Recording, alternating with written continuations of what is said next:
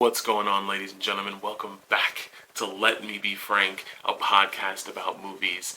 I'm your host, Frank, and today we are talking The Substance, which sits at a hefty 2 hours and 10 minutes, but I fully believe that this movie is worth the time. But before we get into this film, I want to thank you for being here. Thank you for giving me your time. And while you're here, just drop a quick like, subscribe to the channel so that you don't miss anything I got coming down the pipeline. And with that being said, let's get into this review. So the plot of this movie, I feel like it's very relatable to all of us. The plot simply is a aerobic TV star, kind of like a Richard Simmons type person. For those of you who don't know, Richard Simmons used to do aerobic exercises for people on TV. Her name is Elizabeth Sparkle. She was this young, beautiful woman, but now, according to the network heads, she's aged out because I believe the film said she's around 50. They're looking to replace her with a younger, more prettier version, which I know we all can somewhat uh, feel. Nobody wants to be treated differently as we get older. I'm sure we've heard stories from older people about being pushed out of their jobs when the company feels like they should retire. Nobody wants to be kicked out for something that we all can't help. Everyone, unless you die early, everybody's gonna get older. I've gotten older. As you can see, I got the gray in the beard. I was 17 at a point, not anymore.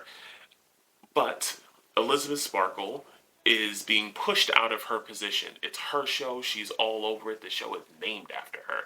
She's being pushed out.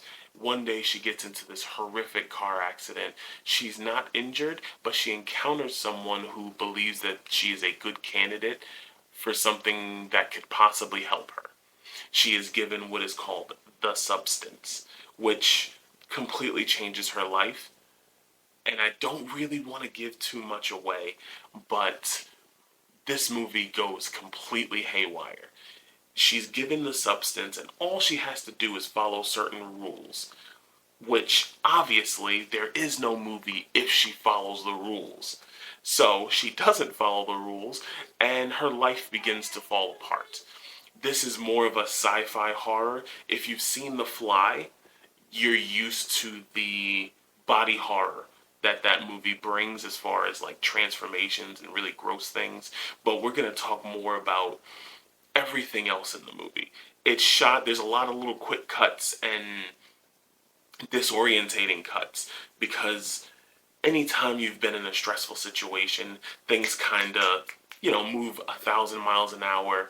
Sometimes it could be hard to keep track of things. That's why people tend to freeze when there's a horrific, situation going on. And she finds herself constantly switching back and forth between herself and the new, beautiful, younger her that's being treated like an absolute star and being given all these opportunities, while the old her is kind of sitting around literally rotting away. This movie spoke a lot to me about how we treat older people, especially older women. I know us as guys, we go through things like this, but I feel like women feel it a little bit more. There's always a more younger, beautiful replacement. Usually in these situations, the guys are in charge, so they don't get forced out.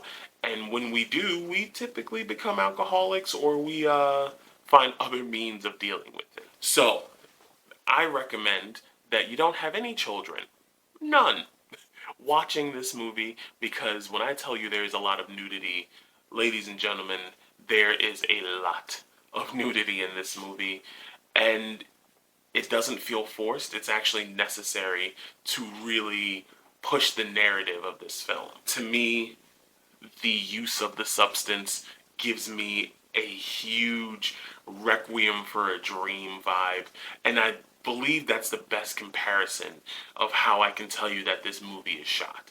This movie is shot like Requiem for a Dream. For those of you who haven't seen that, my God, do yourself the favor and watch Requiem for a Dream.